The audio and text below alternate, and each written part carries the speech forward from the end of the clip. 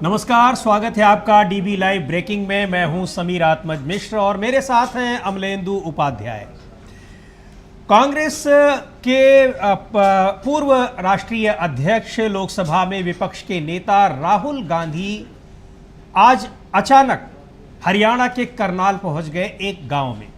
हालांकि हरियाणा में चुनाव चल रहे हैं और हरियाणा में उनकी सभा भी हो सकती है, रैली भी हो सकती है, लेकिन अचानक के गांव में और एक खास घर में वो पहुंच गए। किसी को सूचना नहीं थी, हड़कंप मच गया। आखिर क्यों गए हैं, कहां गए हैं, कांग्रेस पार्टी के नेताओं को भी सूचना नहीं थी, और वो भी उन परिस्थितियों में, उन स्थितियों में जबकि उनको भारतीय जनता पार्टी के तमाम नेताओं की ओर से लगातार धमकियां मिल रही हैं। लेकिन हरियाणा के करनाल में घोघड़ीपुर गांव वो पहुंचे और वहां पर उन्होंने एक परिवार से मुलाकात की। आप ये विजुअल्स देख रहे होंगे उस घर में, उस गांव के उस परिवार की। और ये परिवार है जिसका एक लड़का अमित, वो रहता है अमेरिका में। अमेरिका में वो कैसे पहुंचा, लेकिन राहुल गांधी जब पिछले दिनों 8, 9, 10 सितंबर को अमेरिका में थे, वहाँ वो तमाम कार्यक्रमों में शामिल हुए थे। वहाँ पर उन्होंने अमित से मुलाकात की थी। अमित किसी दुर्घटना में घायल हो गए थे, वो वहाँ पर ट्रक चलाते हैं, उनसे उनकी मुलाकात हुई।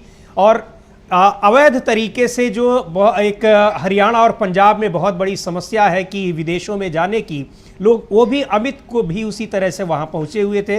एक ट्रक के ड्राइवर हैं, एक एक्सीडेंट में घायल हो गए थे। राहुल गांधी ने उनसे वहाँ मुलाकात की और उनसे वादा किया था कि वो भारत जाने के बाद तुरंत जाएंगे अमित के घर, और जाएंगे ही नहीं बल्कि वीडियो कॉल पर उनकी बात भी कराएंगे उनके परिवार वालों के साथ।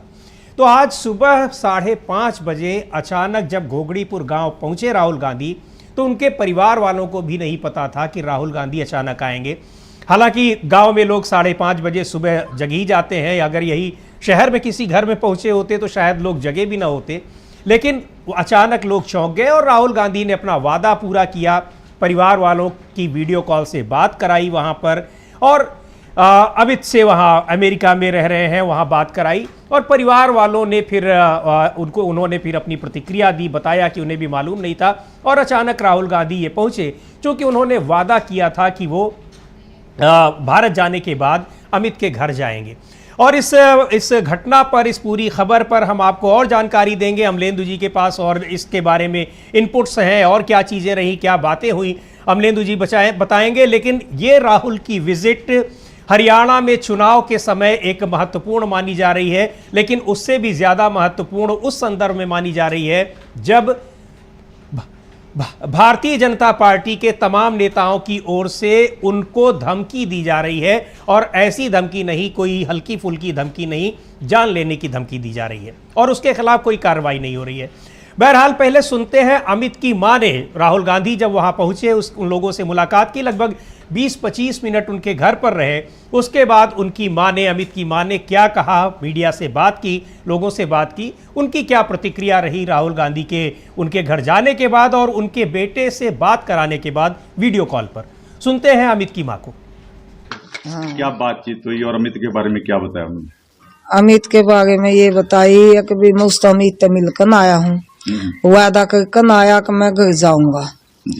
मारे को कोई पता नहीं था। सुबह 5 बजे तो उसके बॉडीगार्ड आए, हम उठाए।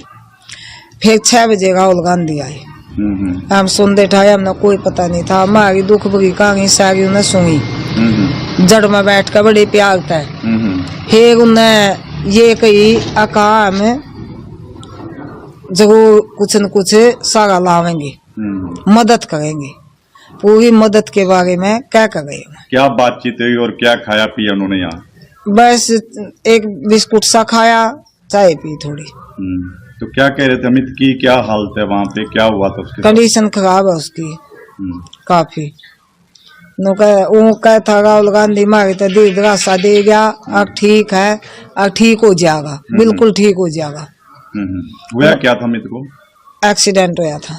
तो राहुल गांधी उनसे मिल के आए थे? हाँ, मिल के आया। तो फिर आपको कोई दिलासा दिया, क्या मदद करेंगे, क्या करेंगे? कहा का मदद करेंगे, बोला कि खेती बाड़ी 3 बीघे की डबड़ी थी, वह बेच के यो घर है, यो गिरमी टेक के जब गया था, वैसे ले यो मारा जो किसी ने न्यू कह दिया कि जिसने के पैसे देंगे हैं अखबार निकल या पैसे दे। अब तो हम तो सड़क पर बैठेंगे क्यों पैसे देंगे नहीं घर अगले का। डोंकी के रास्ते गया था? हाँ डोंकी के रास्ते में 42 लाख रुपया लगा कर गया था। क्या नाम है आपका? बीरमती।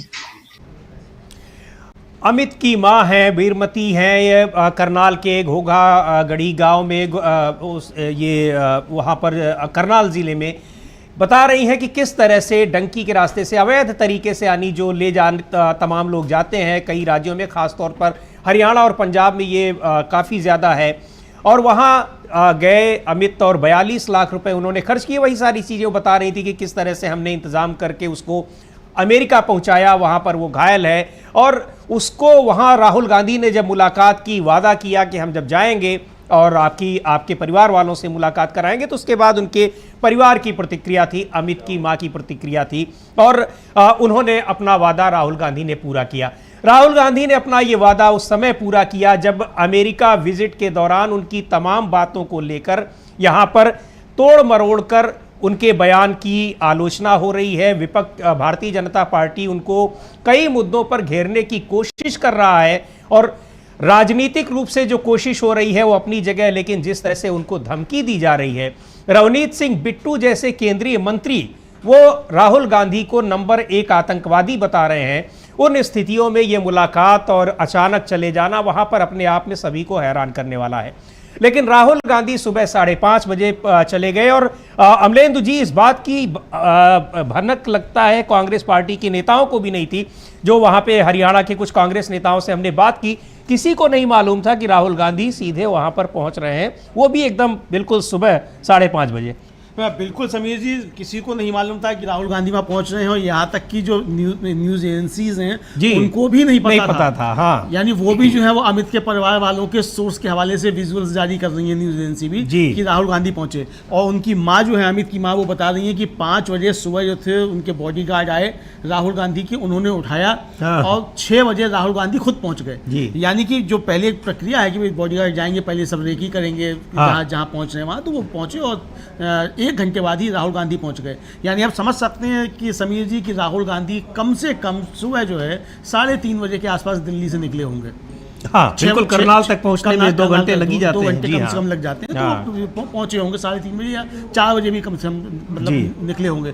तो इतना जल्दी निकले होंगे। और दूसरी बात यह है कि जो वायदा उन्होंने किया जाके अमेरिका में, और अमेरिका में जो वायदा किया उसको पूरा आके किया करनाल में, और ऐसे समय में पूरा किया। जैसे आपने भी कहा कि कल ही जेपी नड्डा की चिट्ठी मल्लिकार्जुन खड़गे को जारी हुई है और उसमें वो खुलकर कह रहे हैं कि हाँ, ये धमकियां मिलती रहेंगी और इसलिए मिलती रहेंगी क्योंकि प्रधानमंत्री की छवि खराब करने की बात राहुल गांधी कर रहे हैं। तो इन धमकियों के बावजूद राहुल गांधी सुबह सुबह पहुंच जाते हैं।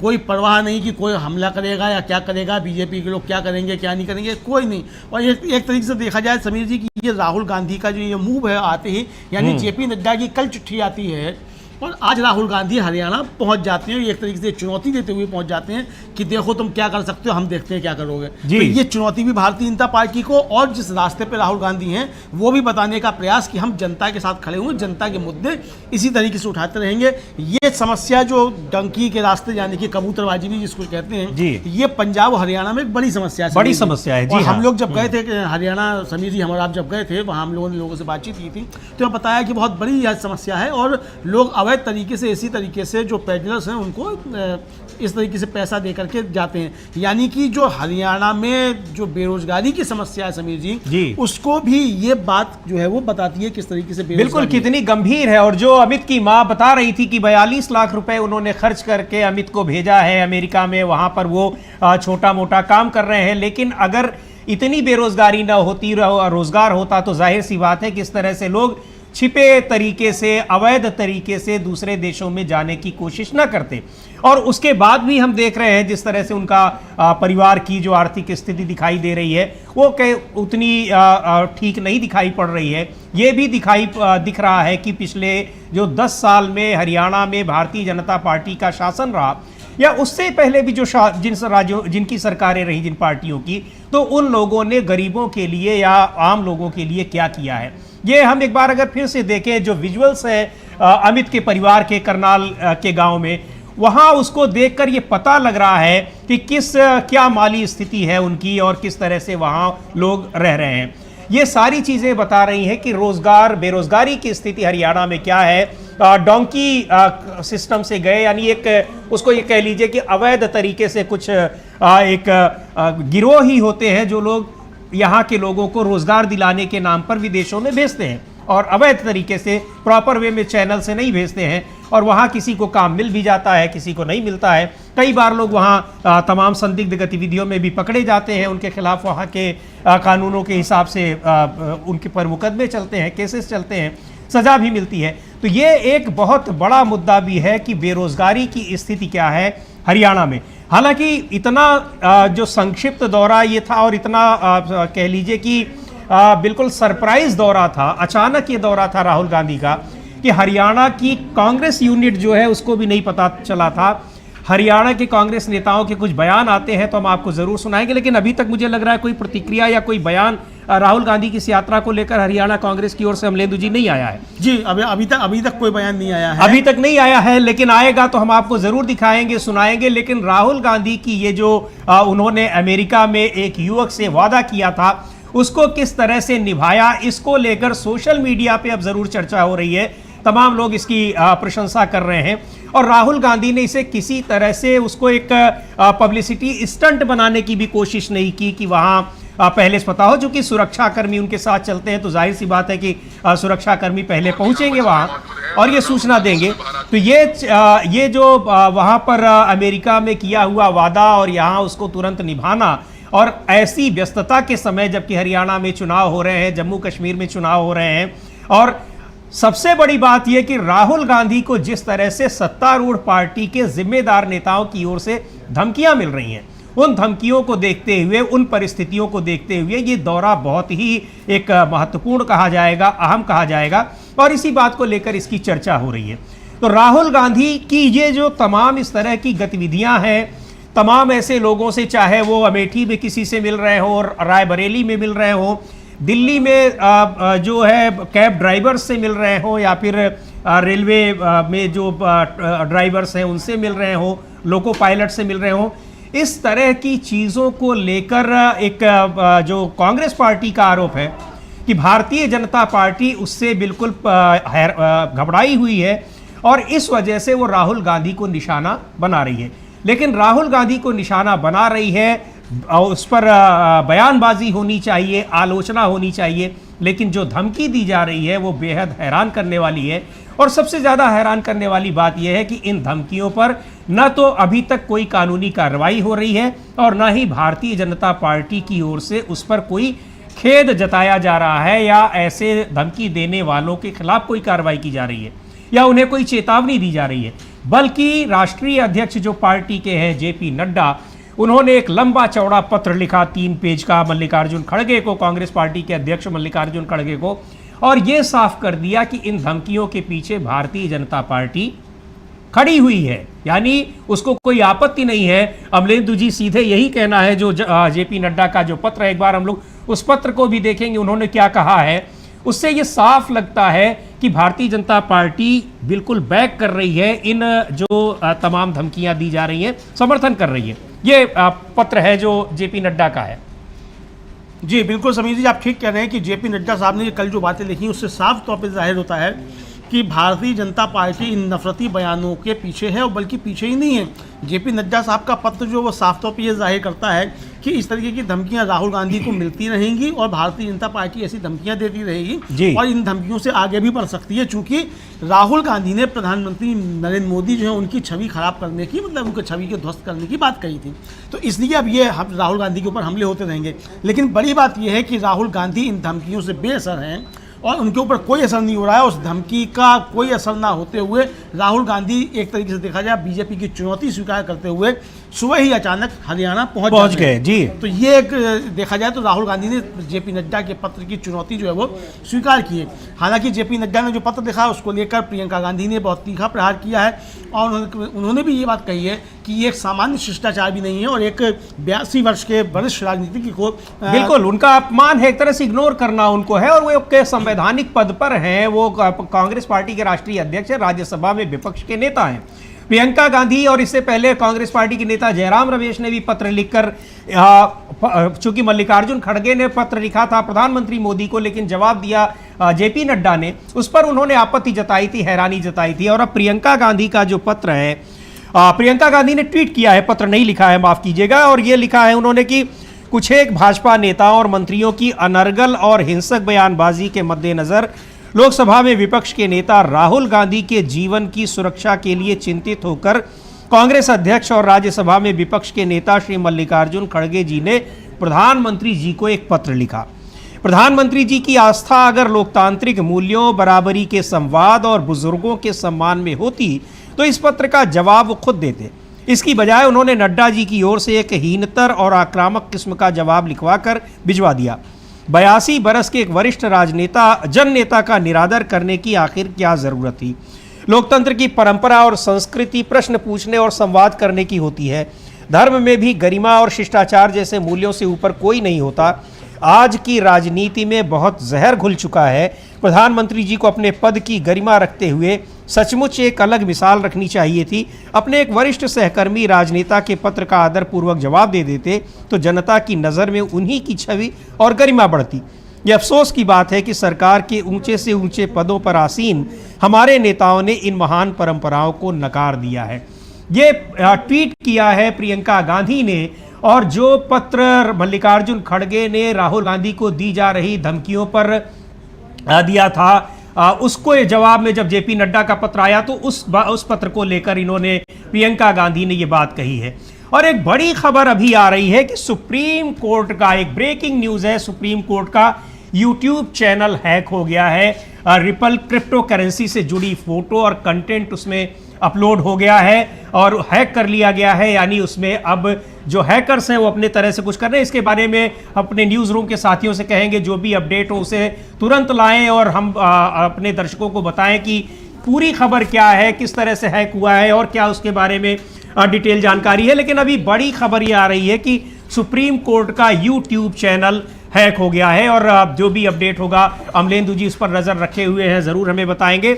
एक बड़ी खबर ये आ रही है कि सुप्रीम कोर्ट का यूट्यूब चैनल हैक हो गया है। और अभी आपको हम जिस खबर फीचर बात कर रहे थे कि राहुल गांधी करनाल में जो वहाँ पर उन्होंने अमेरिका में एक युवक से मुलाकात की थी जो घायल था, एक एक्सीडेंट में घायल हो गया था, अमित, उसके परिजनों से उन्होंने आज सुबह 5:30 बजे जाकर करनाल के गांव में उनसे मुलाकात की और वादा किया था अमित से कि वो उनके परिजनों से बात कराएंगे, वीडियो कॉल पे बात कराएंगे। आप ये विजुअल्स देख सकते हैं। अमित के परिवार के, अमित के घर के हैं, उसके जो पुश्तैनी घर है करनाल में, वहाँ के गांव की तस्वीरें हैं। और वादा किया था राहुल गांधी ने कि वो वीडियो कॉल पर अमित की बात कराएंगे। आप देख सकते हैं कि किस तरह से परिवार वालों की बात अमित से वीडियो कॉल पर कराई जा रही है। अमित के परिवार वाले करनाल में गांव में हैं और अमित अमेरिका में है। ये बात उससे करा रहे हैं राहुल गांधी वीडियो कॉल पर अपने फ़ोन से। ये वादा करके आए थे वो अमेरिका में अमित से, और उसके अमित के परिजनों को भी नहीं पता था कि आज राहुल गांधी आने वाले हैं। अचानक उन्हें पता चला सुबह 5:30 बजे जब राहुल गांधी के सुरक्षाकर्मी राहुल गांधी के पहुंचने से पहले वहां गए सुरक्षा की स्थिति का जायजा लेने के लिए, तब उन लोगों को पता चला कि राहुल गांधी उनके घर पर आ रहे हैं। और ये आप देख सकते हैं किस तरह से ये तस्वीरें हैं उस अमित के घर की, पुश्तैनी गांव की, जहां राहुल गांधी पहुंचे हैं और वीडियो कॉल से अमित की बात करा रहे हैं उनके परिवार वालों से। राहुल गांधी का ये दौरा बड़ा मायने रखता है और बहुत ही सीक्रेट दौरा था या सरप्राइज विजिट था, किसी को इसके बारे में पता नहीं था। और ये कहा जा रहा है कि राहुल गांधी ने खुद भी इसको सीक्रेट ही रखने के लिए कहा था, इसीलिए कांग्रेस पार्टी के नेताओं को भी इसके बारे में कोई जानकारी नहीं दी गई थी। और ये जो दौरा है उन स्थितियों में और भी महत्वपूर्ण हो जाता है जब राहुल गांधी को तमाम जगह से, दिल्ली से और महाराष्ट्र से, उत्तर प्रदेश से तमाम नेताओं की ओर से, भारतीय जनता पार्टी के नेताओं की ओर से धमकियां मिल रही हैं। रवनीत सिंह बिट्टू ने उन्हें नंबर 1 आतंकवादी कहा था। और जो अमेरिका में राहुल गांधी ने वहाँ टेक्सास विश्वविद्यालय में लोगों से बातचीत की थी, उसके बाद प्रेस कॉन्फ्रेंस की थी, कई लोगों से वहाँ पर मुलाकात की थी। उस दौरान उनकी बातों को लेकर जिस तरह से प्रचारित किया गया, उस पर विवाद हुआ और राहुल गांधी को घेरने की कोशिश की गई। आखिर में जब उन राहुल गांधी की जिन बातों को लेकर विवाद हो रहा था उस पर जब सफाई आई और उसका स्पष्टीकरण दिया गया, यानी वो बात तोड़ मरोड़ कर की जा रही थी, जब उसकी सच्चाई बताई गई तो अब राहुल गांधी को भारतीय जनता पार्टी के नेताओं की ओर से धमकियां दी जा रही हैं। और इस तरह की धमकियां की जान लेने की धमकी और तमाम तरह की, जिनके खिलाफ न तो कार्रवाई हो रही है, कानूनी कार्रवाई हो रही है, और न ही भारतीय जनता पार्टी उनके खिलाफ कोई एक्शन ले रही है। बड़ी गंभीर बात है। लगातार विपक्ष इसको लेकर हमलावर है, आलोचना कर रहा है, लेकिन भारतीय जनता पार्टी के राष्ट्रीय अध्यक्ष जेपी नड्डा ने पत्र लिखकर स्पष्ट कर दिया है कि इन धमकियों के पीछे भारतीय जनता पार्टी खड़ी है और जो नेता धमकी दे रहे हैं वो अपने से नहीं दे रहे हैं बल्कि भारतीय जनता पार्टी का वो मानना है। अमलेंदु जी, यही समझा जाए इससे? जी जी, बिल्कुल बिल्कुल समीर जी, यही समझा जाए। और भारतीय जनता पार्टी समझाना भी यही चाहती है कि ये धमकियां बीजेपी की तरफ से बाकायदा ऑफिशियल तौर पर दी जा रही हैं, चूंकि जेपी नड्डा का पत्र इसी तरीके की भाषा व्यक्त कर रहा है कि ये धमकियां जो है बीजेपी की तरफ से दिलवाई जा रही हैं और इससे आगे भी बीजेपी बढ़ सकती है, इस तरीके का समझा जा सकता है। प्रियंका गांधी ने जिस तरीके से सवाल उठाए वो भी महत्वपूर्ण है। कल जयराम रमेश ने भी इस तरीके के सवाल उठाए थे और जवाब में चिट्ठी भी लिखी थी। तो इस तरह की चीज़ें आ रही है। प्रधानमंत्री नरेंद्र मोदी खुद एक चिट्ठी का जवाब नहीं देते हैं और अपने एक मुंशी को लगा देते हैं जवाब देने के लिए। यह भी बहुत गंभीर है। चिट्ठी प्रधानमंत्री को लिखी गई थी, भारतीय जनता पार्टी के किसी नेता को नहीं लिखी गई थी। जो भारतीय जनता पार्टी के अध्यक्ष ने उसका उत्तर दिया। ये जवाब प्रधानमंत्री की तरफ से नेता विपक्ष जो राज्यसभा में है उनको जाना चाहिए था, क्योंकि वो चिट्ठी नेता विपक्ष राज्यसभा के उन्होंने प्रधानमंत्री को लिखी थी। तो एक तरीके से शिष्टाचार का भी उल्लंघन हुआ, जो एक प्रक्रिया है, प्रशासनिक प्रक्रिया है, उसका भी उल्लंघन हुआ और इसमें ओछी राजनीति भारतीय जनता पार्टी की तरफ से करने की कोशिश हुई, ऐसा विपक्ष का, खासतौर से कांग्रेस का आरोप है समीर जी। अब राहुल गांधी ने उस चुनौती को स्वीकार करते हुए कि धमकियां मिलती रहेंगी, उसको स्वीकार करते हुए अचानक वो पहुंचे हैं हरियाणा करनाल के घोगरीपुर गांव में और वहां जाकर वो अमित जो व्यक्ति वहां अमेरिका में उनको मिला था, वो ट्रक ड्राइवर है, वहाँ वो डंकी के रास्ते जो कबूतरबाजी कहलाती है उसके जरिए पहुंचा।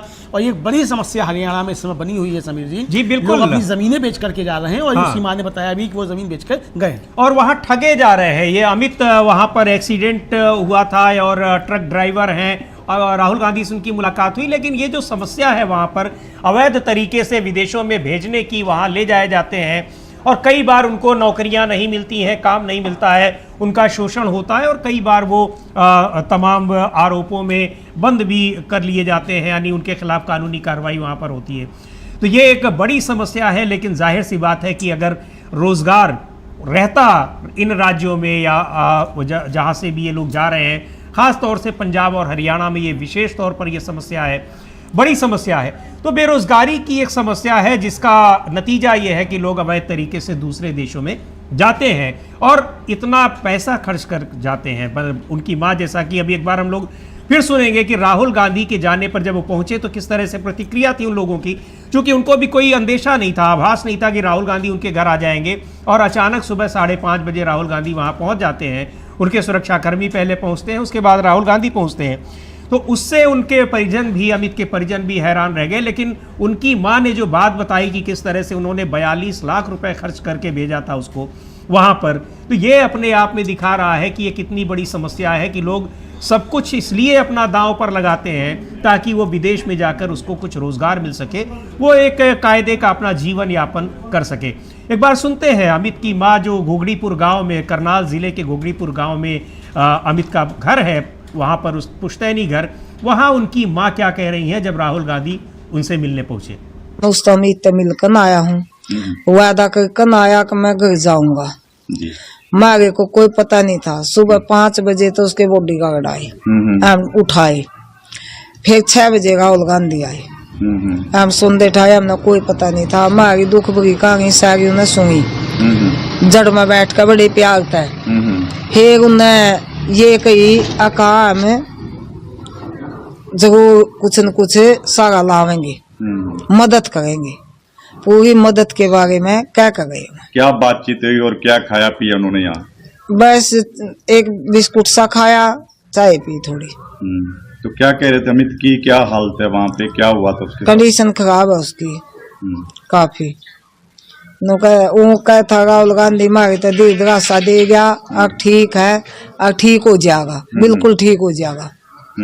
हुआ क्या था अमित को? एक्सीडेंट हुआ था।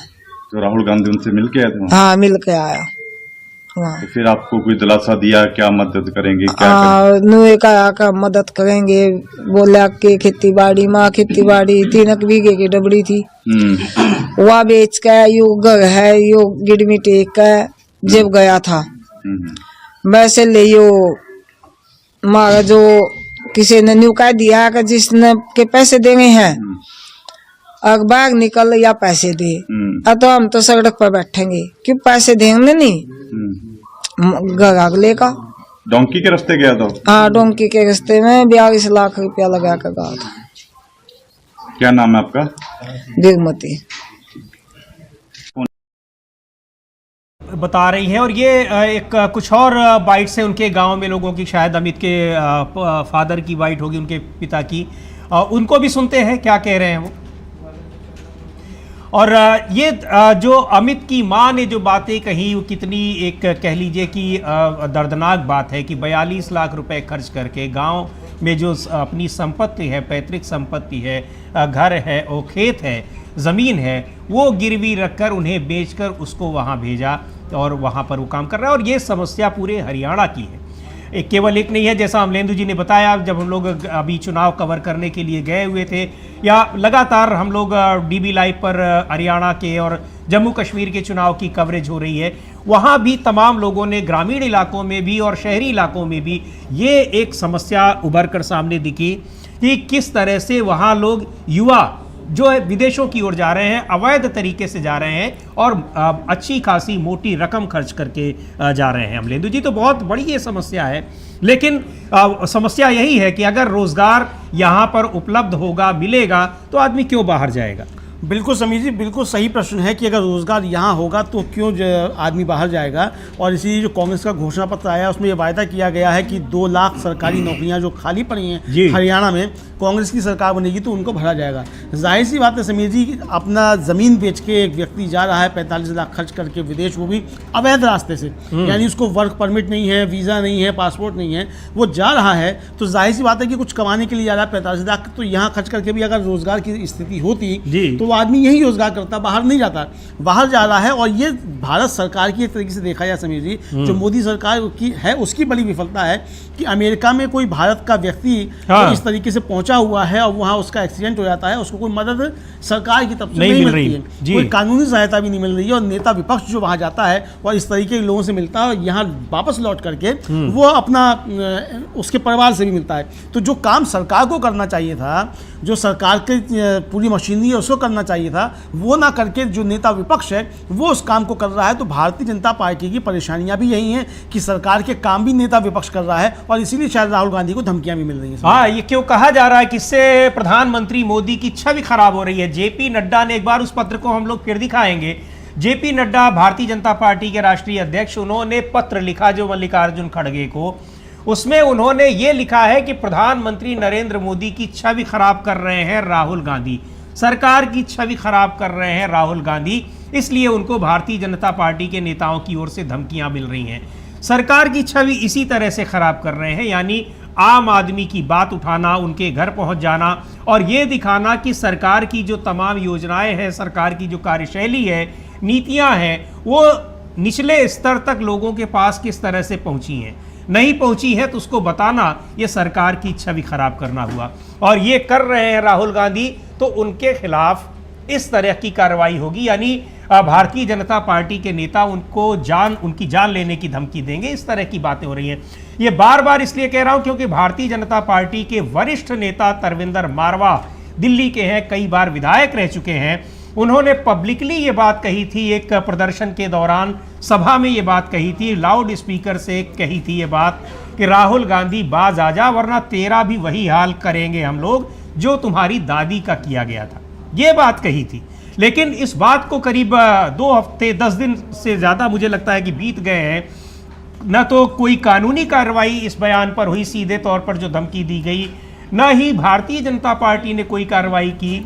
मल्लिकार्जुन खड़गे ने जब इसे लेकर चिंता जताते हुए प्रधानमंत्री नरेंद्र मोदी के जन्मदिन पर उनको बधाई देते हुए ये पत्र लिखा और उसमें ये चिंता जताई कि राहुल गांधी को इस तरह की धमकियां दी जा रही हैं, उनकी सुरक्षा को चिंता है और सबसे ज्यादा तो ये कि राजनीति किस पतनशील रास्ते की ओर जा रही है। ये चिंता जताते हुए उन्होंने प्रधानमंत्री नरेंद्र मोदी को पत्र लिखा, लेकिन प्रधानमंत्री ने उसका नोटिस तक नहीं लिया, उसका जवाब नहीं दिया। जवाब दिया जेपी नड्डा ने, जिनका उस पत्र से कोई लेना देना नहीं था।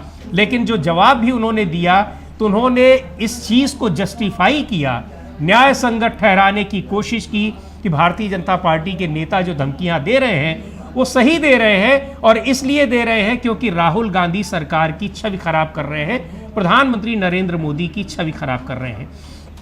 अब इन परिस्थितियों में राजनीति किस दिशा में जा रही है, इसी बात को लेकर फिर जयराम रमेश ने भी पत्र लिखा और आज प्रियंका गांधी ने भी एक ट्वीट किया है जिसमें इस बात को लेकर चिंता जताई है कि आखिर चाहते क्या हैं, किस तरह की राजनीति करना चाहते हैं। लोकसभा में विपक्ष के नेता को सीधे तौर पर धमकी दी जाती है और प्रधानमंत्री इतने वरिष्ठ नेता संवैधानिक पद पर बैठे हुए राज्यसभा में विपक्ष के नेता के पत्र का जवाब तक नहीं देते हैं। एक बार देखते हैं प्रियंका गांधी ने अपने ट्वीट में क्या लिखा है, और ये बहुत ही गंभीर बात है, बहुत ही हैरानी की बात है, बहुत ही महत्वपूर्ण बात है। प्रियंका गांधी लिखती है कि कुछ एक भाजपा नेताओं और मंत्रियों की अनर्गल और हिंसक बयानबाजी के मद्देनजर लोकसभा में विपक्ष के नेता राहुल गांधी के जीवन की सुरक्षा के लिए चिंतित होकर कांग्रेस अध्यक्ष और राज्यसभा में विपक्ष के नेता श्री मल्लिकार्जुन खड़गे जी ने प्रधानमंत्री जी को एक पत्र लिखा। प्रधानमंत्री जी की आस्था अगर लोकतांत्रिक मूल्यों, बराबरी के संवाद और बुजुर्गों के सम्मान में होती तो इस पत्र का जवाब खुद देते। इसकी बजाय उन्होंने नड्डा जी की ओर से एक हीनतर और आक्रामक किस्म का जवाब लिखवाकर भेज दिया। 82 बरस के एक वरिष्ठ जन नेता का निरादर करने की आखिर क्या जरूरत थी। लोकतंत्र की परंपरा और संस्कृति प्रश्न पूछने और संवाद करने की होती है। धर्म में भी गरिमा और शिष्टाचार जैसे मूल्यों से ऊपर कोई नहीं होता। आज की राजनीति में बहुत जहर घुल चुका है। प्रधानमंत्री जी को अपने पद की गरिमा रखते हुए सचमुच एक अलग मिसाल रखनी चाहिए थी। अपने एक वरिष्ठ सहकर्मी राजनेता के पत्र का आदरपूर्वक जवाब दे देते तो जनता की नज़र में उन्हीं की छवि और गरिमा बढ़ती। यह अफसोस की बात है कि सरकार के ऊंचे से ऊंचे पदों पर आसीन हमारे नेताओं ने इन महान परंपराओं को नकार दिया है। बहुत बड़ा सवाल उठाया है प्रियंका गांधी ने, लिख रही हैं कि ये आज की राजनीति में जहर घुल चुका है। ये बिल्कुल ये बात इसीलिए कही है कि सीधे अपने राजनीतिक विरोधियों को, प्रतिद्वंदियों को अब जान लेने की उनकी धमकी दी जा रही है। जिस तरह से भारतीय जनता पार्टी के नेताओं ने कहा है, नेताओं ने भारतीय जनता पार्टी के ही एनडीए के एक संगठक दल शिवसेना शिंदे गुट के नेता विधायक संजय गायकवाड़ ने कहा कि राहुल गांधी की जीभ काटकर जो लाएगा उसे 11 लाख रुपए का इनाम दिया जाएगा। कोई कार्रवाई उनके खिलाफ नहीं हुई। तरविंदर मारवा ने कहा कि राहुल गांधी तेरा भी हश्र वही होगा जो तेरी दादी का हुआ था। कोई कार्रवाई नहीं हुई। राहुल गांधी के लिए उत्तर प्रदेश के मंत्री और रघुराज सिंह ने कहा कि ये आतंकवादी हैं। रविंदर सिंह बिट्टू जो कि केंद्रीय मंत्री हैं वो कह रहे हैं कि नंबर 1 आतंकवादी है। कोई कार्रवाई नहीं हुई। भारतीय जनता पार्टी की ओर से कोई प्रतिक्रिया नहीं आई। और नड्डा जी जब चिट्ठी लिखते हैं तो कहते हैं कि राहुल गांधी ने काम ही ऐसा किया है। और ये जो बीजेपी के खुद के राज्यसभा सदस्य हैं जो अनिल बोंडे, हाँ, वो कह रहे हैं कि जीप काटनी नहीं चाहिए, उसको जला देना चाहिए। और जेपी नड्डा कह रहे हैं कि बिल्कुल इन लोगों ने सही कहा है और ऐसा करना चाहिए क्योंकि राहुल गांधी ने ऐसा किया है। ये उनका पत्र जो है जेपी नड्डा साहब का ये बताता है समीर जी। तो ये पत्र ये बताता है और यही बयान ये बताते हैं जो प्रियंका गांधी अपने ट्वीट में जिक्र कर रही हैं कि भारत की राजनीति में जहर घोल दिया गया है। जहर घोलने का काम किया जा रहा है। और उसको सबसे जो हैरानी की बात है, चिंताजनक बात है, वो ये कि इस तरह की चीज़ों को शीर्ष नेताओं की ओर से समर्थन मिल रहा है। अमलेंदु जी, एक बड़ी एक महत्वपूर्ण बात है। कई बार ये हम सोचते हैं कि नड्डा जी ने जो अपना पत्र लिखा उसमें न जाने क्या क्या लिखा, पता नहीं राहुल गांधी ने, कांग्रेस के नेताओं ने वो सब बातें कही हैं, नहीं कही हैं, कब कही हैं, किन संदर्भों में कही हैं। लेकिन नड्डा जी ने अपनी चिट्ठी में ज़रूर लिख दिया प्रधानमंत्री को कि आप ये हैं। अब ये जो यही पत्र अगर प्रधानमंत्री के लिए जो मल्लिकार्जुन खड़गे ने लिखा, अगर प्रधानमंत्री ने किसी को लिखा होता, उसने इग्नोर किया होता, तो प्रधानमंत्री जी की प्रतिक्रिया क्या होती और भारतीय जनता पार्टी के नेताओं की प्रतिक्रिया क्या होती? समीर जी, आसमान सिर पे उठा लिया होता बीजेपी हाँ। के लोगों ने, और हमले तुरंत शुरू हो गए होते, ऐसा कर दिया, अपमान कर दिया, अपमान इसलिए अपमान कर दिया कि पिछड़े हैं, हाँ, गरीब हैं, गरीब परिवार से। गरीब परिवार आज से। लगभग 3 दशक से वो एक बड़े संवैधानिक मुख्यमंत्री और प्रधानमंत्री हैं। देखिए समीर जी, यहाँ क्या है लेकिन आज भी वो गरीब है कि जो भाजपा का ब्राह्मण जो अध्यक्ष है, उसने कांग्रेस के एक दलित जो नेता हैं अध्यक्ष, उनका किस तरीके से अपमान किया है, घोर अपमान किया है। ये बात अब जा रही है सब जगह की भाजपा किस तरीके से जो दलित नेतृत्व उभरता है उसका किस तरीके से अपमान करती है। यानी मल्लिकार्जुन खड़गे ने नैतिकता के प्रश्न उठाए थे, प्रधानमंत्री को उनकी शुभकामनाएं नहीं थी उनके जन्मदिन की, उनकी लंबी आयु की कामना की थी, और उसमें कामना करते हुए कहा था कि भाई आप अपने लोगों की तरफ भी ध्यान दीजिए, उनकी भाषा बिगड़ रही है। हाँ। यानी उन्होंने और देश की राजनीति को पतनशील दिशा में ले जा रहे हैं। उन्होंने तो मतलब एक तरह की सुझाव दिया था कि भाई आप देखिए आपकी पार्टी का किस तरीके से माहौल बिगड़ रहा है। जेपी नड्डा ने उस पर जाकर के मोहर लगा दी कि यहाँ बिगड़ नहीं रहा, हम बिगाड़ रहे हैं और बिगाड़ेंगे। उनके पत्र की भाषा से ही लग रहा है। एक बार मल्लिकार्जुन खड़गे का भी पत्र हम लोग देखेंगे। बहुत ही शालीन तरीके से उन्होंने प्रधानमंत्री नरेंद्र मोदी से अपील की कि आपकी पार्टी के नेता लोकसभा में विपक्ष के नेता को, किसी आम आदमी को नहीं, और कई बार का वो सांसद है, लगातार सांसद है, अभी इस लोकसभा चुनाव में भी 2-2 सीटों से चुनकर आया, उस व्यक्ति को इस तरह से धमकियां दी जा रही हैं। तो ये बहुत खतरनाक बात है। भारत की राजनीति की वो बहुत ही गलत दिशा में ले जा रहा है। इस पर आप कार्रवाई करिए, कुछ बोलिए। प्रधानमंत्री जी खामोश रहे, लेकिन नड्डा जी ने जवाब दिया, और नड्डा जी ने जवाब जो दिया वो आपने स्क्रीन पर कई बार देखा। उसमें वो तमाम बातें लिख रहे हैं, और उसका लब्बो-लुआब ये, उसका नटशेल में बात ये कि प्रधानमंत्री की छवि खराब की है राहुल गांधी ने, इसलिए उनको भारतीय जनता पार्टी के नेताओं की ओर से ये धमकियां दी जा रही हैं। तो ये बड़े अफसोस की बात है कि किसी की छवि अगर मान लीजिए खराब भी कर रहे हैं, जाहिर सी बात है कि आलोचना करेंगे तो छवि खराब होगी ही, लेकिन छवि खराब ना हो तो आप आलोचना का काम मत करिए। लेकिन अगर आलोचना हो रही है, छवि खराब भी हो रही है, तो क्या उसको जान से मारने की धमकी दे दी जाएगी? और वो भी जिम्मेदार नेताओं की ओर से। किसी फ्रिंज एलिमेंट ने नहीं दी है वो धमकी, या भारतीय जनता पार्टी कई बार अपने लोगों को इस तरह से डिसएसोसिएट भी कर देती है, तो वो फ्रिंज एलिमेंट नहीं है, वो केंद्रीय मंत्री हैं, सांसद हैं, विधायक हैं, पार्टी के जिम्मेदार नेता हैं। ऐसे लोग धमकी दे रहे हैं। धमकी देने में आपने उन लोगों को लगा रखा है जो कि जिम्मेदार पदों पर बैठे हुए हैं। तो अगर ऐसे लोग धमकी दे रहे हैं और उसके बाद उसका समर्थन किया जा रहा है पार्टी के राष्ट्रीय अध्यक्ष की ओर से, तो ये बड़ी हैरानी की बात है। मुझे लगता है कि अगर प्रधानमंत्री नरेंद्र मोदी भी पत्र लिखते तो क्या यही बात लिखते जो जेपी नड्डा ने लिखा है अमलेंदु जी? अब बिल्कुल समीर जी, अब तो यही लग रहा है कि प्रधानमंत्री लिखते तो यही बातें लिखते, या हो सकता है कि प्रधानमंत्री ये बातें खुद लिखने से बच रहे हों, और फिर बाद में कोई मसला उठे तो कहें मैंने तो ऐसा कुछ कहा ही नहीं था। तो एक बचाव का रास्ता भी खोजा जा रहा है, लेकिन इसमें शय पूरी प्रधानमंत्री की, इसमें कोई दो राय नहीं है। और अगर प्रधानमंत्री की शय नहीं है तो जेपी नड्डा को हटाएं फिर, बिल्कुल, और कहें कि जेपी नड्डा पार्टी का सत्यानाश कर रहे हैं। तो प्रधानमंत्री स्वीकार करें कि जेपी नड्डा है इसके पीछे, जो भी राहुल गांधी को धमकी दी जा रही है, प्रधानमंत्री नहीं है इसके पीछे। लेकिन जिस तरीके से अमित शाह का वो वायरल हुआ समीर जी, वो प्रेस कॉन्फ्रेंस का, हाँ, उनसे सवाल जब पूछा गया तो उन्होंने कहा कि मैं पॉलिटिकल मसलों पर बात नहीं करूंगा। हाँ। इससे साफ जाहिर होता है कि ये निश्चित तौर पर ये मामला जो है ये भारतीय जनता पार्टी के शीर्ष नेतृत्व के द्वारा ही तय किया गया है कि राहुल गांधी को इस तरीके से धमकियां दी जानी है। लेकिन राहुल गांधी इन तमाम धमकियों को दरकिनार करते हुए आज सुबह 6 बजे पहुंच गए हरियाणा के करनाल जिले में घोगरीपुर गांव में। और जब वहां जाकर वो अमित, जो एक अमेरिका में ट्रक ड्राइवर था जो डंकी के रास्ते पहुंचा था, उसके परिजनों से मिले और उसकी वीडियो कॉल से बात कराई। बिल्कुल, उनके विजुअल्स फिर दिखाना चाहेंगे, विजुअल्स दिखाएंगे, और उनके परिवार में उनकी माँ से की बात हम लोगों ने सुनी, उनके पिता या और परिजनों की भी बात सुनेंगे। एक बात इसमें और महत्वपूर्ण है कि इन धमकियों से बेखबर हैं राहुल गांधी, और उनके ऊपर धमकियों का कोई असर नहीं है। महत्वपूर्ण बात यह है कि इन धमकियों पर राहुल गांधी ने कोई प्रतिक्रिया भी नहीं जताई है। उन्होंने इसको लेकर कोई ये नहीं कहा कि मेरे ऊपर कितना खतरा है, मैं बच निकल आया, या आप बता देना अपने लोगों से, इस तरह की कोई उन्होंने बात नहीं की। जाहिर सी बात है कि वो अपने को किस तरह से दिखा रहे हैं, कैसे आम आदमी की चिंता कर रहे हैं। कांग्रेस पार्टी का यही कहना है कि जिस तरह से वो गरीबों की, दलितों की, पीड़ितों की बात उठा रहे हैं, भारतीय जनता पार्टी उससे परेशान है, और उसी खींच का नतीजा है कि राहुल गांधी के खिलाफ इस तरह की बयानबाजी हो रही है।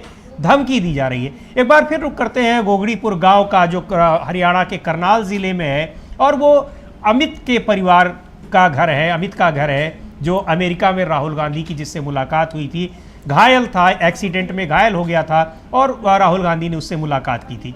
उनके घर में सुनते हैं उनके परिजनों की क्या कहना है जब राहुल गांधी आज सुबह उनके घर पहुंच गए। पहुंचे थे, क्या बातचीत हुई? क्या नहीं, राहुल गांधी से बातचीत कुछ नहीं हुई, ना उनके बॉडीगार्ड ने उनके नज़दीक लगने दिए, और उन्होंने तो सिर्फ परिवार के ही जो मेंबर थे खास, जो उसका भाई और उसकी मदर, उसके बच्चे, भाई के बस 4-5 मेंबरों से उनसे बात की, और परिवार से इसी बारे में बात करी। भाई मैं अमेरिका गया था, वहाँ आपके बच्चे के बारे में पता लगा मुझे, और बच्चे को एक्सीडेंट हुआ 4 महीने से, और बेड पे ही है, आंखों से भी उसको कम दिखने लग रहा है। और मैं वादा करके आया था भी आपकी मदर को मैं मिल के आऊँगा, जैसी आर्थिक हालात के बारे में पूछ कर सहायता होगी तो मैं सहायता करने की कोशिश भी करूँगा।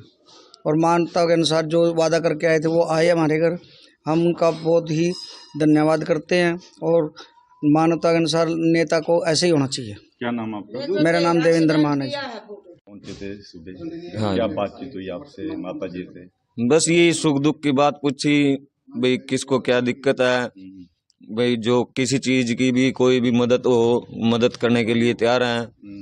और छोटे भाई से वहाँ मिल के आए थे, उनको ये बोला था अब भाई जैसे भी गाँव में जाऊंगा तो इंडिया जाऊंगा, तेरे घर जरूर जाके आऊंगा। सुबह अचानक आए, पहले तो सिक्योरिटी आई, फिर बाद में वो आगे 1.5 घंटे के करीब यहाँ बैठ कर गए जी। लोगों को पता नहीं लगा आपके आसपास के? नहीं जी, किसी को भी नहीं पता था। हाँ जी, किसी को नहीं पता था जी। किसी को पता? क्या खाया पिया, कुछ किया खाया पिया कि नहीं? थोड़ी चाय पी जी। बातचीत क्या हुई आपसे? बस सबसे 3-4 परिवार थे जी, जय ब्रिज पर से थे जी, बड़ोते से थे, पाड्डे से थे, सबको यहीं बुला रखा था? हाँ जी यही था। साथ लेके आए थे तो नहीं, वो बच्चे पहले जो जिनके बच्चे विदेश में है जी, वो पहले आ रहे थे। वो यहाँ आपके पास आ गए थे पहले? हाँ, वो पहले से आ गए थे जी। आपको पता था पहले? नहीं, हमने नहीं पता था जी, उनको पता था या ना पता था जी, वो आ गए थे। क्या नाम आपका? मेरा नाम अजीत है जी। तो ये उनके अमित के रिश्तेदारों की बाइट्स है, उनके घर पे के लोगों की बाइट्स हैं, उन लोगों का बयान है, बता रहे हैं कि किस तरह से राहुल गांधी गए और अमेरिका में जब मुलाकात हुई थी, 4 महीने से अमित हॉस्पिटलाइज्ड है, बेड पर पड़ा हुआ है, उसकी हालत या एक्सीडेंट में, तब राहुल गांधी ने मुलाकात की थी और उससे वादा किया था अमित से कि आपके घर जाकर मैं आपके परिवार वालों से आपकी वीडियो कॉल पर बात कराऊंगा। तो बात कराई, राहुल गांधी ने वादा पूरा किया। लेकिन बड़ी हैरानी की बात है, एक तो ये कि अमित को जो जिन परिस्थितियों में वो अमेरिका गए हैं, उस तरह से हरियाणा पंजाब के तमाम युवा जाते हैं, अवैध तरीके से जाते हैं, गैर कानूनी तरीके से जाते हैं, और उनके साथ फिर जब वहाँ कुछ भी होता है तो उसका कोई उनका हाल लेने वाला नहीं होता है। और परिवार वाले किस तरह से अपनी संपत्ति गिरवी रखकर बेचकर उन बच्चों को, युवाओं को भेजते हैं। यानी बेरोजगारी का आलम यह है कि लोगों के पास करने का कुछ नहीं है, दूसरे जगहों पर वो रास्ता अपना तलाशते हैं। और राहुल गांधी चूंकि वादा करके आए थे, इसलिए वो सुबह सुबह वहां पर पहुंचे और परिवार वालों से मुलाकात की। हरियाणा में विधानसभा चुनाव भी हैं और कांग्रेस पार्टी वहां पर मजबूती के साथ चुनाव लड़ रही है, लेकिन ये चुनावी यात्रा कतई नहीं थी राहुल गांधी की, इसलिए कि कांग्रेस पार्टी के नेताओं को भी उनकी इस यात्रा का, उनकी इस बारे में कोई जानकारी नहीं थी। और इतनी सुबह वो पहुंच गए कि उतनी सुबह किसी को, अगर मान लीजिए कि पहुंचने के बाद किसी को पता भी चल गया होता तो कोई जल्दी पे आना भी मुश्किल था। सुबह 6 बजे कौन आ पाता है, बहुत से लोग तो सोते ही रहते हैं। बिल्कुल सोते रहते हैं समीर जी, और सुबह 6 बजे सूरज भी उस समय नहीं निकला होता, पॉप फट रही। और राहुल गांधी दिल्ली से चले, करीब 2-2.5 घंटे लगते हैं दिल्ली से करनाल जाने में या गांव पहुंचने में, वहां लगे होंगे। और जाहिर सी बात है समीर जी की जब 2:30 बजे मतलब 3 बजे निकले होंगे तो सिक्योरिटी उनकी 1 घंटा पहले पहुंच गई वहाँ जी। तो इसका मतलब सिक्योरिटी को एकदम से अलर्ट किया गया होगा कि चलना है, तो राहुल गांधी सुबह उठ गए होंगे तड़के ही। तो यानी आधी रात में ही राहुल गांधी ने तैयारियां शुरू कर दी होंगी। तो ये राहुल गांधी की एक प्रतिबद्धता जो है वो दिखाता है कि किस तरीके से राहुल गांधी जनता के सवालों को उठा रहे हैं। दूसरी बात समझ लीजिए कि अमेरिका में जाकर एक ऐसे व्यक्ति से मिलना जो कि अवैध रास्ते से वहाँ पहुँचा है, जिसके पास वहाँ के नागरिकता के कुछ प्रमाण नहीं है, कोई वीज़ा नहीं है, और वो ऐसी परिस्थितियों में है, यानी सूचना तंत्र भी राहुल का कितना मजबूत हो चुका है, ये इस तब भी इशारा करता है कि एक ऐसा व्यक्ति जो यहाँ से डंकी के रास्ते पहुँचा है या कबूतरबाजी के जरिए पहुँचा है, वहाँ किसी दुर्घटना का शिकार होता है और ये सूचना राहुल के टीम को मिलती है कि किस तरीके से एक व्यक्ति वहाँ घायल है और जो इस रास्ते से पहुंचा है उसको कोई वैधानिक मदद नहीं मिल पा रही है। अब जाहिर सी बात है कि वो वहाँ से वापस आना चाहता है, आ नहीं सकता क्योंकि उसके पास वो कागजात नहीं है और ये चीज़ खुल चुकी है, वो डंकी के रास्ते से आया है, तो या तो डंकी के रास्ते से ही वापस आए। तो डंकी का रास्ता बड़ा खतरनाक है समीर जी, हम लोगों ने कई खबरें सुनी है कि किस तरीके से नाव डूब गई और एक दर्जन तक लोग जो है उसमें बिल्कुल मारे गए, इस तरह की खबरें आती रहती हैं। तो बहुत खतरनाक रास्ते से जाते हैं और बहुत दुर्गति होती है, कई कई महीनों में लोग पहुंचते हैं छोटी छोटी नावों के जरिए, इस तरीके से ये सब होता है। लेकिन चूंकि रोजगार की ऐसी स्थिति है तो रोजगार की बुरी स्थिति है। यानी अभी प्रधानमंत्री 17 सितंबर को जो अपना जन्म दिवस मना के चुके हैं समीर जी, और पूरे देश में उस दिन जो है वो बेरोजगार दिवस ट्रेंड होता है, इस बार भी हुआ था वो बेरोजगार दिवस। तो उस बेरोजगार दिवस के तुरंत बाद अगर देखा जाए समीर जी, 17 के बाद आज 20 तारीख हो रही है, 3 दिन में ही फिर से ये स्थिति सामने आ गई कि बेरोजगारी की क्या स्थिति है। और ऐसे हरियाणा का चुनाव चल रहा है, उस चुनाव के दौरान राहुल गांधी ने कोई चुनावी बात नहीं की, राहुल गांधी ने कोई चुनावी वादा भी नहीं किया, राहुल गांधी ने कोई चुनावी अपील भी नहीं की, और सीधे सीधे एक व्यक्ति विशेष के पास वो पहुंच जाते हैं, उसके परिवार के साथ उसका दुख दर्द जाकर बांटते हैं और ये भी वादा करते हैं कि आपकी हम आर्थिक मदद भी करेंगे। तो ये एक बड़ी बात है और राहुल गांधी की यही राजनीति एक तरीके से देखा जाए वो बीजेपी को परेशान कर रही है। और हरियाणा में विधानसभा चुनाव है, भारतीय जनता पार्टी अब वहां चूंकि 10 साल से सरकार में है, एंटी इनकम्बेंसी की बुरी तरह शिकार है। पार्टी के नेता लगातार पार्टी छोड़ रहे हैं, दूसरे दलों में जा रहे हैं, नहीं भी जा रहे हैं तब भी पार्टी छोड़ दे रहे हैं। इस्तीफा, कई नेता, बड़े नेता इस्तीफा दे चुके हैं, जिनमें विधायक, मंत्री, सांसद सभी लोग शामिल हैं। इन स्थितियों में अभी जब घोषणा पत्र भारतीय जनता पार्टी ने जारी किया और जो सबसे प्रमुख मुद्दा अमलेंदु जी हरियाणा में हम लोगों को समझ में आया था, या लगातार बातें उस तरह की होती भी हैं कि युवाओं में जो अग्निपथ योजना है सरकार की, उसको लेकर नाराजगी नहीं है, गुस्सा है, बुरी तरह से गुस्सा है वहाँ के युवा। ग्राउंड रिपोर्ट्स में हम लोगों ने युवाओं की बात आपको सुनाई भी है। उसको लेकर अब भारतीय जनता पार्टी ने एक वादा किया है कि जो अग्निवीर हैं, यानी अग्निपथ योजना में जो 4 साल में रिटायर होकर आएंगे, उनको हरियाणा सरकार में नौकरी दी जाएगी। वहाँ के युवाओं में इसको लेकर कोई उत्साह नहीं है और ये सरकार ने ये घोषणा की है, लेकिन ये घोषणा सरकार के खिलाफ और जाने वाली है, क्योंकि भारतीय जनता पार्टी की इस तरह की तमाम घोषणाओं को लेकर एक बहुत नाराजगी है। अग्निपथ योजना ने सरकार को बहुत नुकसान पहुंचाया लोकसभा चुनाव में भी, और आने वाले दिनों में कई विधानसभाओं के चुनाव में नुकसान पहुंचाने जा रही है। हरियाणा में तो खासतौर पर उसका नुकसान होने वाला है। उसमें जी हम लोग हरियाणा के वो बादशाह गांव जो थे जहाँ गए थे, झज्जर जिले के, और वहाँ एक पूर्व सैनिक आ गए थे और एकदम से उन्होंने आती माइक पे उनका गुस्सा हम लोग देख सकते थे। जी हाँ, कितना मतलब अपशब्दों का इस्तेमाल किया प्रधानमंत्री के लिए, फिर आपको माइक अपना बंद करना पड़ा और उनसे कहना पड़ा कि भाई इस तरीके शब्दों का इस्तेमाल मत कीजिए, और फिर उन्होंने मतलब चैलेंज भी दिया कि जाके मोदी से कह देना। तो यानी गुस्सा किस तरीके से वहाँ पूर्व सैनिकों में और नौजवानों की भी बाइक थी, वहाँ नौजवानों से भी बातचीत हुई और नौजवानों ने क्या क्या कहा अग्निपथ योजना को लेकर। तो ये बीजेपी के लिए बड़ी समस्या हरियाणा में बनने वाली है। यानी हरियाणा में किसान, जवान, सब लोग जो पहलवान वो सब परेशान है। और वो एक जो बुजुर्ग थे जो रीडर रहे थे किसी न्यायालय में, वो क्या कह रहे थे, वो कहते कि इन्होंने पहलवानों के सिर फोड़े, इन्होंने आंगनवाड़ी के सिर फोड़े, इन्होंने किसानों के सिर फोड़े, इन्होंने जवानों के सिर फोड़े, सबके सिर फोड़े। तो अब समय आ गया बदला लेने का। तो बीजेपी काफी ज्यादा परेशान हरियाणा में नजर आ रही है। और ये जो राहुल गांधी का कि अमेरिका में अवैध तरीके से गए एक युवक से जो वहां पर दुर्घटना में घायल हुआ, 4 महीने से अस्पताल में पड़ा हुआ है, उससे उन्होंने वहां मुलाकात की और वादा किया कि तुम्हारे घर में जाऊंगा, परिवार वालों से तुम्हारी वीडियो कॉल से बात कराऊंगा, क्योंकि उसके पास किसी तरह के कम्युनिकेशन का साधन नहीं है, परिजनों के पास भी नहीं है। ये वादा राहुल गांधी ने पूरा किया और परिजनों में किस तरह की खुशी है। राहुल गांधी ने जब यह वादा पूरा किया, अमित से जब बात कराई, वो खुशी उनकी दिखाई पड़ रही है। एक बार देखेंगे कि घोगड़ीपुर गांव में जब राहुल गांधी गए, हरियाणा के करनाल जिले में, मिले वहां के लोगों से, सुबह उनके परिजनों से, अमित के घर के लोगों से, क्या कहना था उनकी मां का, किस तरह से वो प्रसन्न थी कि कम से कम कोई तो है जो उनका हाल लेने आया। अमेरिका में उनके बेटे का भी उसने हाल चाल लिया, मदद का, हर संभव मदद का भी आश्वासन दिया, और अब उनसे मिलने के लिए भी उनके गांव आया हुआ है। एक बार सुनते हैं अमित की मां को करनाल जिले में। यहाँ पहुंचे सुबह, क्या बातचीत हुई और अमित के बारे में क्या बताया? कल आया कि मैं घर जाऊंगा, मारे को कोई पता नहीं था। सुबह 5 बजे तो उसके बॉडीगार्ड आए, हम उठाए। फिर 6 बजे राहुल गांधी आए, हम सुनते ठाए, हमने कोई पता नहीं था। हमारी दुख भरी कहानी सारी उन्हें सुनी, जड़ में बैठ कर बड़े प्यार था। फिर उन्हें ये कही कहा हमें जरूर कुछ न कुछ सारा लावेंगे, मदद करेंगे। पूरी मदद के बारे में क्या करें। क्या बातचीत हुई और क्या खाया पिया उन्होंने यहाँ? बस एक बिस्कुट सा खाया, चाय पी थोड़ी। तो क्या कह रहे थे अमित की क्या हालत है वहाँ पे, क्या हुआ था उसके साथ? कंडीशन खराब है उसकी काफी।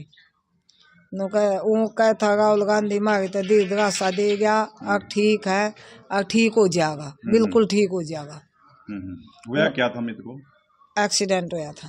तो राहुल गांधी उनसे मिल के आए थे? हाँ, मिल के आया वहाँ। तो फिर आपको कोई दिलासा दिया क्या मदद करेंगे, क्या करेंगे? नुए का मदद करेंगे, बोला कि खेती बाड़ी में 3 बीघे की डबड़ी थी, वह बेच के यो घर है, यो गिरमी टेक के जब गया था। वैसे ले यो मारा जो किसी ने न्यू कह दिया कि जिसने के पैसे देने हैं अखबार निकल या पैसे दे, तो हम तो सड़क पर बैठेंगे, क्यों पैसे देंगे नहीं। घर अगले का डोंकी के रास्ते गया था? हाँ, डोंकी के रास्ते में 42 लाख रुपया लगा कर गया था। क्या नाम है आपका? बिगमती। पहुंचे थे, क्या बातचीत हुई क्या? नहीं, राहुल गांधी जी से बातचीत कुछ नहीं हुई, ना उनके बॉडीगार्ड उनके नज़दीक लगने दिए। और उन्होंने तो सिर्फ परिवार के ही जो मेंबर थे खास, जो उसका भाई और उसकी मदर, उसके बच्चे भाई के, बस 4-5 मेंबरों से उनसे बात की और परिवार से इसी बारे में बात करी। भाई मैं अमेरिका गया था, वहाँ आपके बच्चे के बारे में पता लगा मुझे, और बच्चे को एक्सीडेंट हुआ 4 महीने से और बेड पे ही है, आंखों से भी उसको कम दिखने लग रहा है। और मैं वादा करके आया था भी आपकी मदर को मैं मिल के आऊँगा, जैसी आर्थिक हालात के बारे में पूछ कर सहायता होगी तो मैं सहायता करने की कोशिश भी करूँगा। और मानवता के अनुसार जो वादा करके आए थे वो आए हमारे घर, हम उनका बहुत ही धन्यवाद करते हैं। और मानवता के अनुसार नेता को ऐसे ही होना चाहिए। क्या नाम आपका? मेरा नाम देवेंद्र मान है। पहुंचे थे सुबह, हाँ क्या जी। बातचीत हुई आपसे माता जी से? बस यही सुख दुख की बात पूछी, भाई किसको क्या दिक्कत है, भाई जो किसी चीज की भी कोई भी मदद हो, मदद करने के लिए तैयार हैं। और छोटे भाई से वहाँ मिल के आए थे, उनको ये बोला था अब भाई जैसे भी गांव में जाऊंगा तो इंडिया जाऊंगा, तेरे घर जरूर जाके आऊंगा।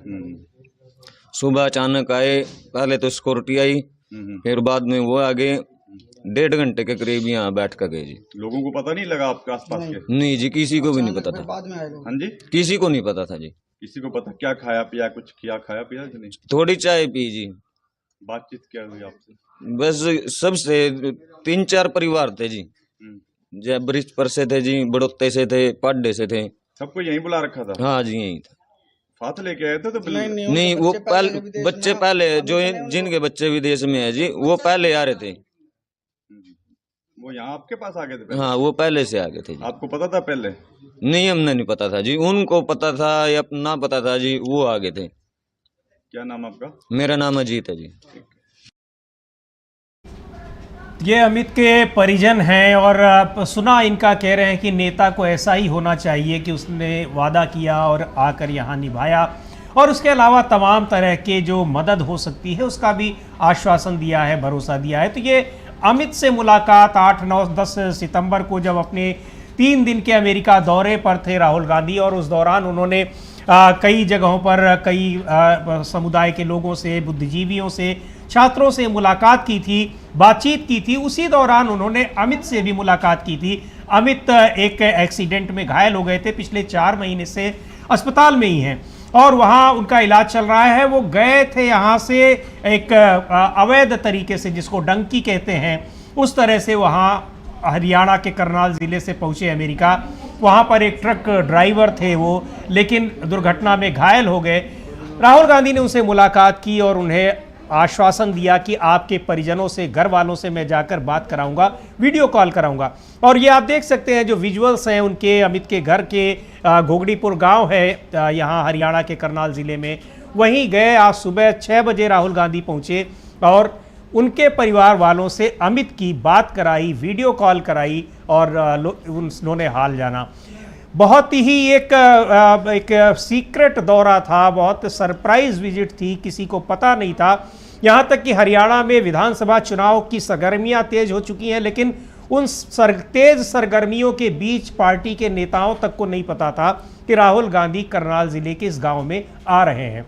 अभी तक हरियाणा कांग्रेस के नेताओं की तरफ से कोई बयान नहीं आया है, लेकिन ये चूंकि वहाँ कांग्रेस के कोई नेता नहीं थे, किसी को ये मालूम नहीं था। कांग्रेस के हरियाणा के कुछ नेताओं से बातचीत करने पर भी ये पता चला कि किसी को इस दौरे के बारे में जानकारी नहीं थी, और यहाँ तक कि परिजनों को भी उस दौरे की जानकारी नहीं थी, क्योंकि उनकी माँ भी बता रही थी, आपने सुना होगा कि सुबह 5 बजे जब उनके सिक्योरिटी गार्ड आए तब उन्हें पता चला कि राहुल गांधी आने वाले हैं, और तब जल्दी से उन लोगों ने उनके स्वागत की तैयारी की, या उनको ये मालूम चला कि हाँ राहुल गांधी आ रहे हैं, और 6 बजे राहुल गांधी वहाँ पहुँचे। उससे भी ज़्यादा महत्वपूर्ण बात यह है कि राहुल गांधी की ये विजिट, हरियाणा में चुनाव तो है ही और जम्मू कश्मीर में भी चुनाव है, लेकिन राहुल गांधी का ये दौरा इसलिए भी मायने रख रहा है, सरप्राइज विजिट उन्होंने की क्योंकि लगातार उन्हें भारतीय जनता पार्टी के तमाम जिम्मेदार नेताओं की ओर से धमकियां मिल रही हैं, और उन धमकियों के खिलाफ न तो कोई कार्रवाई हो रही है, न ही भारतीय जनता पार्टी उस पर कोई खेद जता रही है, बल्कि पार्टी के राष्ट्रीय अध्यक्ष जेपी नड्डा एक तरह से उसको एंडोर्स कर रहे हैं, उसका समर्थन कर रहे हैं, जो पत्र उन्होंने मल्लिकार्जुन खड़गे को लिखकर भेजा है। इस बात को लेकर कांग्रेस पार्टी के नेता जयराम रमेश ने प्रतिक्रिया जताई, और आज सुबह ही कांग्रेस की महासचिव प्रियंका गांधी ने एक ट्वीट किया जिसमें उन्होंने आरोप लगाया है कि भारतीय राजनीति में जहर घोलने का काम किया जा रहा है। एक बार देखते हैं प्रियंका गांधी का ट्वीट क्या लिखा है उसमें उन्होंने, और उस ट्वीट में उन्होंने सीधे तौर पर ये आरोप लगाया है कि लोकतंत्र की परंपरा और संस्कृति प्रश्न पूछने और संवाद करने की होती है, धर्म में भी गरिमा और शिष्टाचार जैसे मूल्यों से ऊपर कोई नहीं होता, लेकिन आज की राजनीति में बहुत जहर घुल चुका है। ये बात प्रियंका गांधी ने अपने ट्वीट में कही है, और ये बात इसलिए उनको कहनी पड़ रही है क्योंकि राहुल गांधी को जो धमकियां लगातार भारतीय जनता पार्टी के नेताओं की ओर से मिली, उस पर पार्टी ने एक तरह से उसका समर्थन किया है। प्रियंका गांधी ने लिखा है कि प्रधानमंत्री जी की आस्था अगर लोकतांत्रिक मूल्यों, बराबरी के संवाद और बुजुर्गों के सम्मान में होती तो इस पत्र का जवाब वो खुद देते, यानी जो मल्लिकार्जुन खड़गे ने पत्र उनको लिखा था जिसका जवाब जेपी नड्डा दे रहे हैं। इसकी बजाय उन्होंने नड्डा जी की ओर से एक हीनतर और आक्रामक किस्म का जवाब लिखवा कर भिजवा दिया। 82 बरस के एक वरिष्ठ जन नेता का निरादर करने की आखिर क्या ज़रूरत थी। अब लंबा ट्वीट है उनका, और आखिर में लिखती हैं कि ये अफसोस की बात है कि सरकार के ऊंचे से ऊंचे पदों पर आसीन हमारे नेताओं ने इन महान परंपराओं को नकार दिया है। यानी ये न तो संवैधानिक व्यवस्था में ऐसी उम्मीद की जा सकती है, न ही शिष्टाचार में ये उम्मीद की जा सकती है, न ही कोई राजनीतिक शुचिता में इसकी उम्मीद की जा सकती है। इन सारी चीज़ों को ख़त्म कर दिया गया है, और एक पार्टी के नेता विपक्षी पार्टी के नेता को, जो कि लोकसभा में विपक्ष का नेता है, उसको इस तरह से धमकियां दे रहे हैं, और उनके खिलाफ न तो कोई कानूनी कार्रवाई हो रही है और न ही उनकी पार्टी उनके खिलाफ कोई कार्रवाई कर रही है।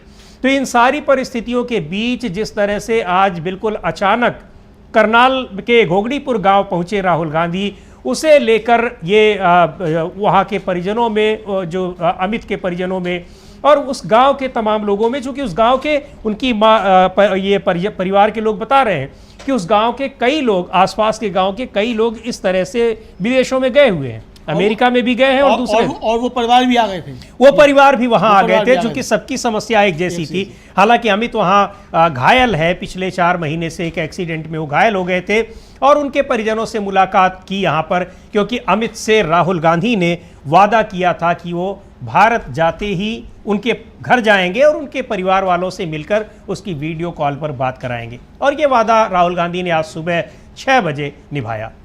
तो ये सारी चीज़ें हैं, लेकिन सबसे बड़ा सवाल यही है और सबसे महत्वपूर्ण बात यही है कि टाइमिंग, उन परिस्थितियों में, उन स्थितियों में राहुल गांधी वहाँ गए जबकि उनको लगातार धमकियाँ मिल रही हैं, और ये धमकियाँ किसी और तरफ से नहीं बल्कि सत्तारूढ़ पार्टी के जिम्मेदार नेताओं की तरफ से मिल रही हैं। ऐसे नेताओं की तरफ से जो विधायक हैं, सांसद हैं, मंत्री हैं, केंद्रीय मंत्री हैं, और उनके खिलाफ कोई कार्रवाई नहीं हो रही है, न ही उनकी पार्टी उनके खिलाफ कोई कार्रवाई कर रही है, बल्कि वो एक तरह से समर्थन कर रही है। तो आज के इस कार्यक्रम को अब हम लोग यहीं ख़त्म करते हैं। डीवी लाइव पर आप तमाम जो हमारे कार्यक्रम हैं, ग्राउंड रिपोर्ट्स हैं, विधानसभा चुनाव से संबंधित ग्राउंड रिपोर्ट्स हैं, वो लगातार आपको देखने को मिल रहा है। उन्हें आप देखते रहिए, अपनी प्रतिक्रिया दीजिए और बने रहिए डीवी लाइव के साथ। अब मुझे और अमलेंदु उपाध्याय को दीजिए अनुमति। नमस्कार।